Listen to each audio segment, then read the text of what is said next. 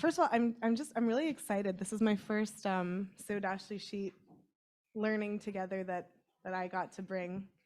Watched other rabbinic interns, and I'm excited to join you today to do this.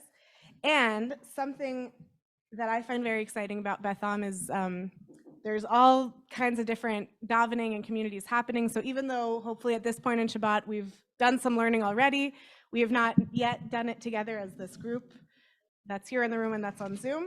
So I like to start when I'm learning Torah with a new group on a new day with the La'asok B'divrei Torah blessing. It's at the top of the source sheet. Does anyone still need a source sheet? Does everyone that wants one have one?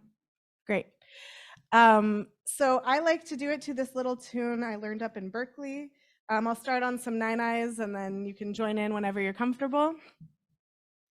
Nine, nine, nine, nine, nine, nine, nine, nine, nine. Nine, nine, nine, nine, nine, nine, nine, nine, nine, nine.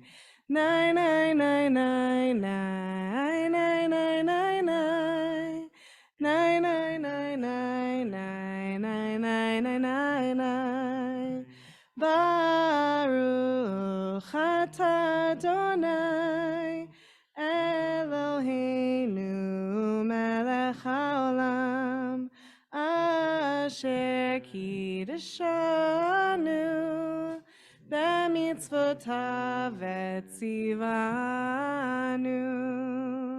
la'asok b'divrei Torah, la'asok b'divrei Torah, hafoch ba v'hafoch ba, la'asok b'divrei Torah.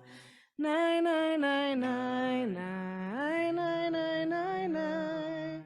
Nine, nine, nine, nine, nine, nine, nine, nine, nine, nine. So as as we heard at Mincha and as we were just discussing, this coming week's Parsha is Chayei Sarah. So I want to dive into some of the text of Chayei Sarah. But before I do, I want to read a quote from Sarah Koenig, and it's from the first episode of her podcast called Serial, just as a jumping off point of one of the ways we might decide to understand a problem that will be raised in the text of Chayei Sarah. So I'm just going to read this, and then hopefully the rest of our time together, you all will feel free to read pieces of the source sheet. But I just want to start out because I think this is an interesting framing. So these are the words of Sarah Koenig. I just want to point out something I'd never really thought about before I started working on this story. And that is, it's really hard to account for your time, in a detailed way, I mean. How'd you get to work last Wednesday, for instance? Drive? Walk? Bike? Was it raining? Are you sure? Did you go to any stores that day? If so, what did you buy? Who did you talk to? The entire day. Name every person you talked to. It's hard. So we'll get back to why I brought up this question of memory, right? It's a very human thing of how we account for our time. So we'll come back to that. We'll hold on to that thought for a minute. And we're going to start with, just to give a little context of Chayei Sarah, I'm sure many of you are familiar with. So we're starting this week the Parsha Chayei Sarah, Life of Sarah, which of course starts with the death of Sarah at age 127, or 127 biblical years, however you want to understand that. And then we get the account of Abraham buying the burial place for the family, the cave of Machpelah. And then it moves on to the account of the oath that Abraham has his senior servant swear to find a wife for Yitzchak. And that brings us to the part of Parshat Chayei Sarah I want to focus on today.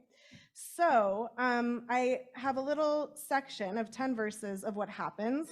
So the senior servant swears to Abraham, and they have back and forth about it, but he does make this oath that I'm going to go out and find a wife for Yitzchak. So he reaches this water source, and he's praying to God, help me to be successful in my mission. And then here's what happens. So does someone want to read either in Hebrew and in English, or just in English, whatever you're comfortable with? Genesis 24:17 to 27. Thank you.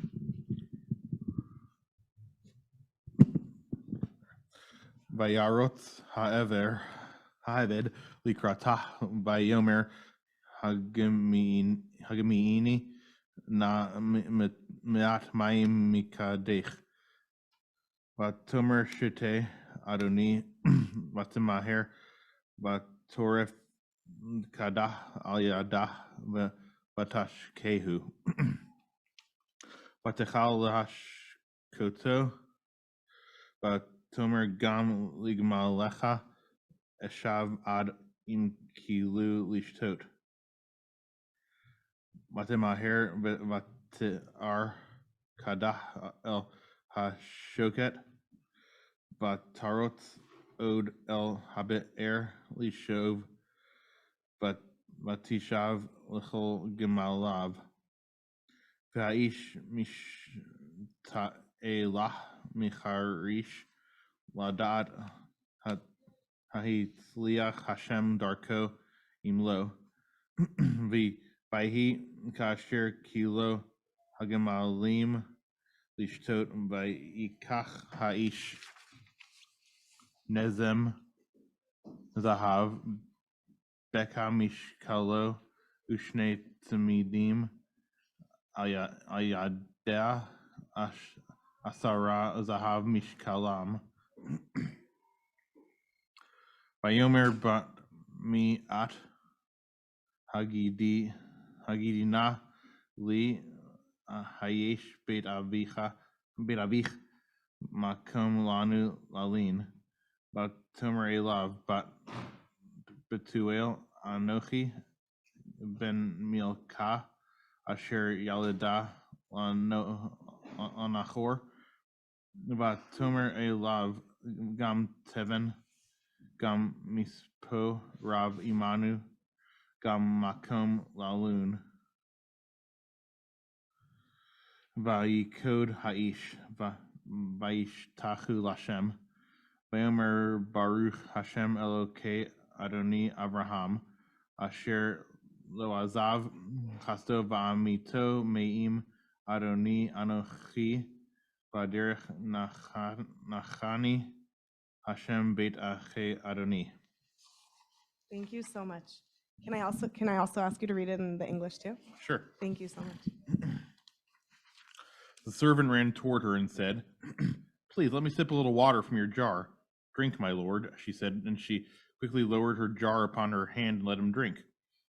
When she had let him drink his fill, she said, "I will also draw for your camels until they finish drinking." Quickly emptying her jar into the trough, she ran back to the well to draw, and she drew for all his camels. The man, meanwhile, stood gazing at her, silently wondering whether Hashem had made his errand successful or not. When the camels had finished drinking, the man took a gold nose ring weighing a half shekel and 2 gold bands for her arms, 10 shekels in weight. "Pray tell me," he said, "whose daughter are you? Is there room in your father's house for us to spend the night?" She replied, "I am the daughter of Betuel, the son of Milcah, whom she bore to Nachor." And she went on, "There is plenty of straw and feed at home, and also room to spend the night." The man bowed low in homage to Hashem and said, "Blessed be Hashem, the God of my master Abraham's house, who has not withheld steadfast faithfulness from my master. For I have been guided on my errand by Hashem to the house of my master's kin." Thank you so much.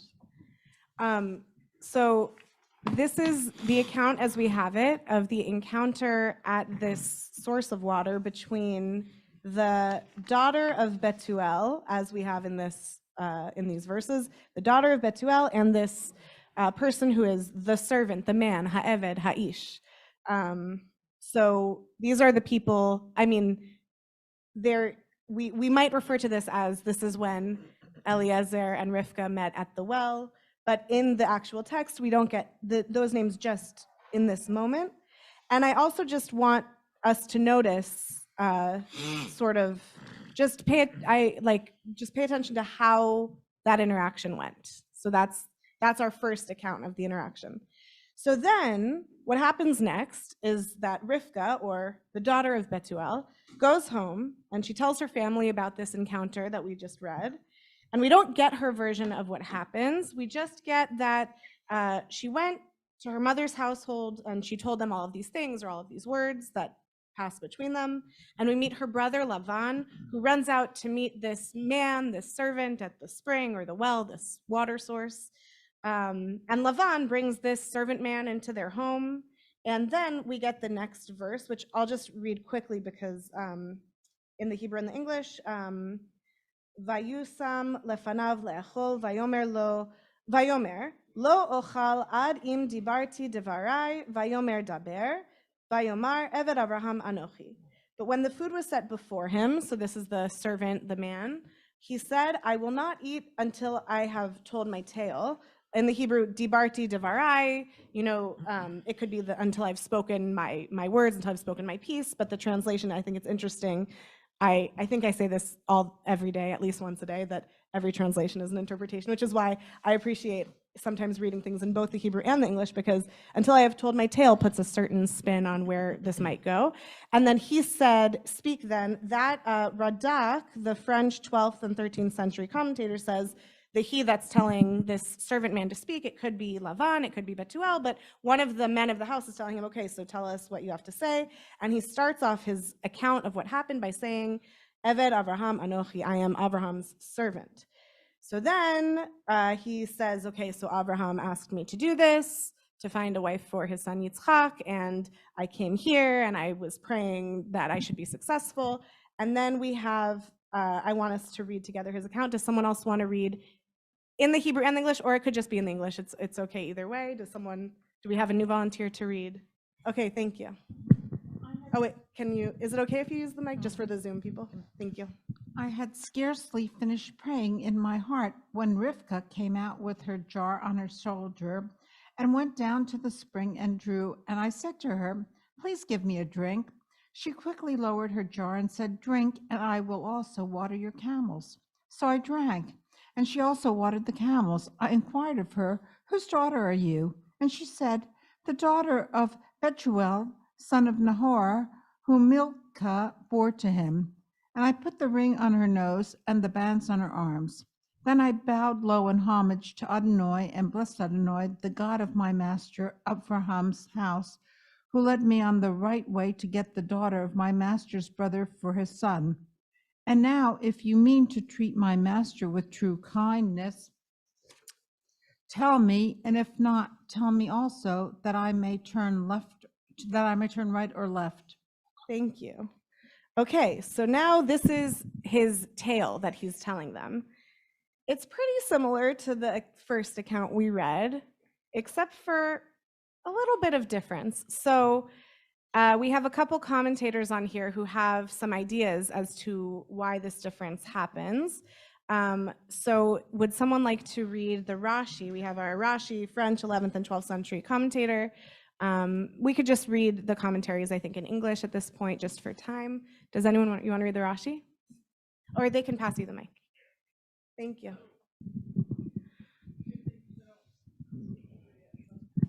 English works too. Yeah, great. And I asked her, and I put on the ring. He changed the order of proceedings, for in fact he had first given the presents and afterwards questioned her. But he did this in order that they should not catch him by his own words and say, how could you give her anything when you did not yet know who she was? Thank you. So this is something, it took me a few years before I caught on to this, because it's a subtle little difference, but in the first account that we read, you may have noticed that first he gives her the rings and the gifts, and then he asks, whose daughter are you? And then when he's telling it back, he makes it as if he first asked, whose daughter are you? And then he gave her the ring on her nose and the bands on her arm. So Rashi's interpretation is that this is an intentional narrative switch, and that the intention behind it is that he doesn't want them to catch him in his own words, and they don't want him to say, how could you give her anything when you did not yet know who she was? So I think that's an interesting approach to maybe paint the servant man as being concerned about what they're going to think of him. They want to, maybe he wants them to respect him. maybe they might start questioning him. Why they might be judging what he did. Maybe he starts judging what he did. Did what I do, was the order of what I did things okay? Maybe it would have been better if I had done it in this order. So that's how he presents himself. I'm curious to hear your thoughts on it, but before we open it up, I want to also read the Orach Chaim. So can someone read us what Orach Chaim says? Orach Chaim is the 18th century Moroccan commentator. And let's also read him in English. Okay, thank you. Here. Oh, you got it. Okay.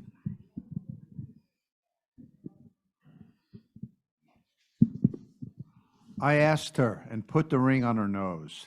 He changed the sequence of events in his report so that Lavan and his father, in their craftiness, should not be able to claim these trinkets as belonging to Butiel, since Rivka had obtained them as a reward for services rendered.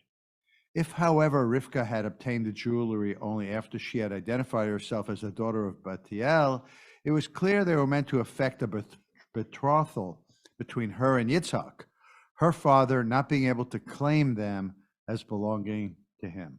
Thank you. So Orach Chaim agrees with Rashi that the change in the order of events is an intentional thing on the part of the servant man, but his reasoning is that it shouldn't be seen, the ring and the bands shouldn't be seen as a reward for her services, but as an engagement. Like the ring is like almost representing an engagement ring between Rivka and Yitzchak. So I want to bring us back now to the Sarah Koenig quote I brought out first, because when I first noticed, when we were discussing this in one of my first years of rabbinical school, my first thought was, it could just be that he maybe didn't remember exactly, because I think about, like, on a daily basis, I might be able to tell you, like, for example, this morning, I might be able to tell you all the people I saw at shul, at Beitenu, at the Ufruf, but I might not be able to tell you the order of which I saw who, when, and maybe I could tell you that now, but maybe later tonight, not as much.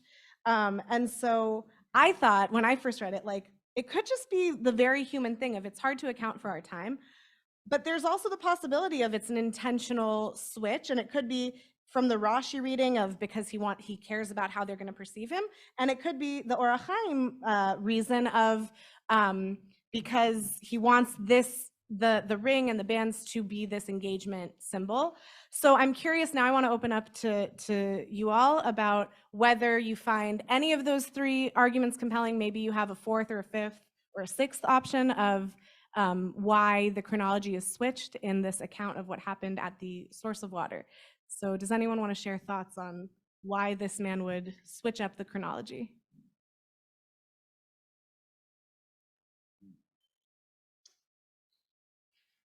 Yes, I have several thoughts as Yeah. usual.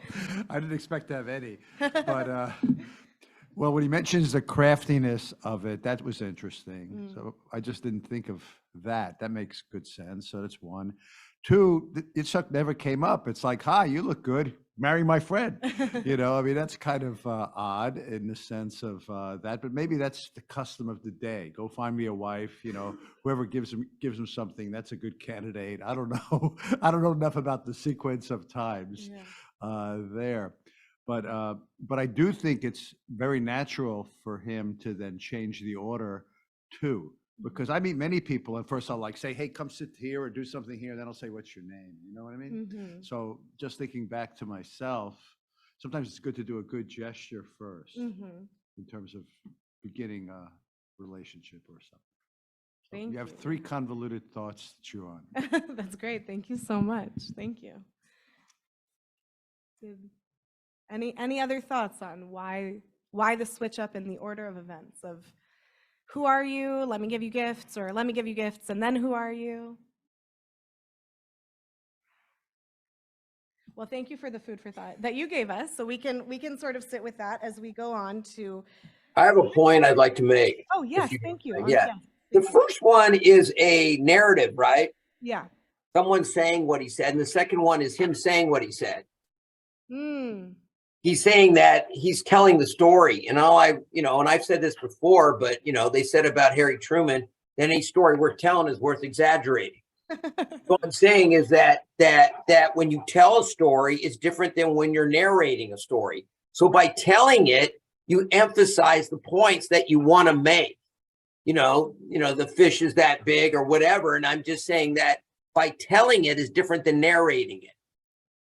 Thank you. And thank you. I think that point is really connected to when he says in verse 33, I'm going to not eat until I tell my tale, until lo ochal ad im dibarti devarai, that like I have a tale to tell. So I think that is definitely supported by how he starts his narrative. So thank you. Any other thoughts on this question? Or we'll have more thoughts as we go. Thank you. So Radak says that it's either Lavan or Betuel, but that's one interpretation. There's just a sense that he's in Rivka's house announcing to her household how they met. But I think there could be probably lots of interpretations of who's actually in the room hearing this story. What do you think? I just think it matters. Yeah. I think it matters because I think if she's telling her father, that's a different thing, right? Mhm. Especially, I mean, I'm not sure what the custom of that day was, but the custom, of essentially exchanging goods and a bride being part of that exchange. Right. Yeah. So I just think it matters. I don't Yeah. know. Yeah. Thank you. I just think it matters. Thank you. Yeah. So I think it, in my opinion, I think it, maybe he didn't know if they would accept the fact that God had sent him there. And that it was, he knew all along that it was going to be, she didn't need to answer. She didn't need to be asked. That God had already made this deal. And so he gave her the ring because he knew the answer already. But he was talking to the family and going, they may not get this. Oh, thank you. That's really interesting. And I think that speaks to, I think, where I want to go next. So thank you. I'm going to take that because there's a question of who, just like it's important to know like who is he talking to, there's also a question of who is he. And by calling him Ha'ish and Ha'eved, especially Ha'ish brings up this question of his connection to God. Is he Ha'ish in the sense of, I brought a verse that we heard this morning, Vayisa enav vayar vehine shlosha anashim, which is translated in this English as looking up, he saw 3 figures, but anashim, in the Chayei Sarah narrative, Ha'ish is the man. So anashim could be figures, it could be angels, messengers of God. So if he's a messenger of God, there's this strong connection and knowing, okay, this is the right person, and then we have to deal with the human. In the human interaction, we'll be more human about it. It's a possibility.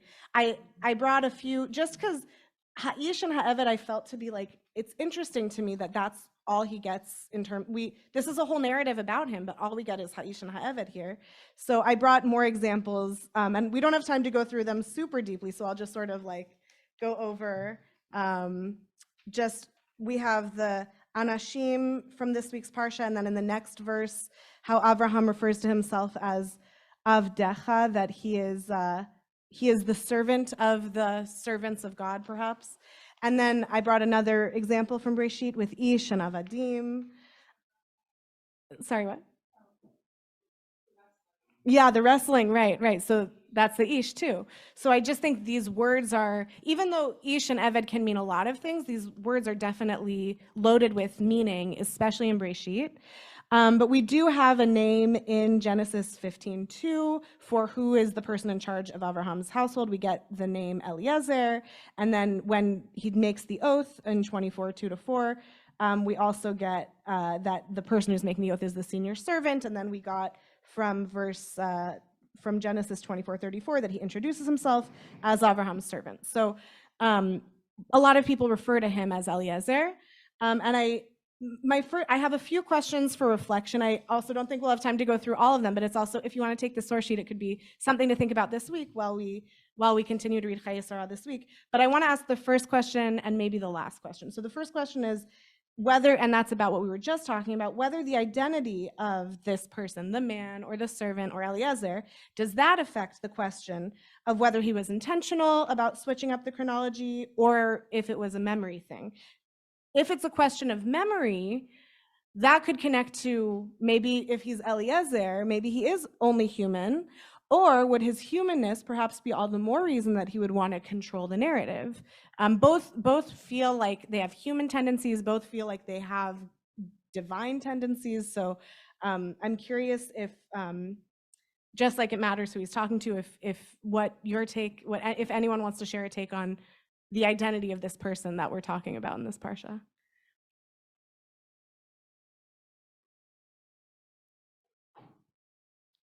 And okay, so why don't we keep that as a question to think over, and also the second and third questions you can think over too.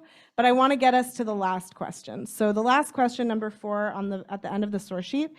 If we are to understand this, and I want to say about the title of the source sheet, Memory of a Servant Man, Narrative of Eliezer, I wasn't trying to create a dichotomy with that. I was just trying to put all the categories out there. So it could be the memory of Ha'eved, the servant, a memory of Ha'ish, the man, memory of Eliezer, or it could be narrative of all those three. I just wanted to, we can play around with any of those factors. So my last question I wanted to just ask, and if maybe one or two people want to share their thoughts, if we are to understand this as an intentional narrative adjustment on the part of the man, the servant, Eliezer, how do we understand that choice? Are there times when we intentionally rearrange the chronology of events in our own lives when we are asked to recount events? Is this an example of something that is okay to do? So we have in our tradition an example of a white lie that our tradition says sometimes is okay. Or is this an example of something that we should not do? Maybe this is a lesson on how not to behave, which I feel like sometimes Reshit is full of. So any thoughts on whether this is something we can relate to or maybe something we should stay away from? Someone who does that very often. What I do is I improve the narrative. Any other thoughts on if we should model Eliezer /man/servant's behavior or maybe not?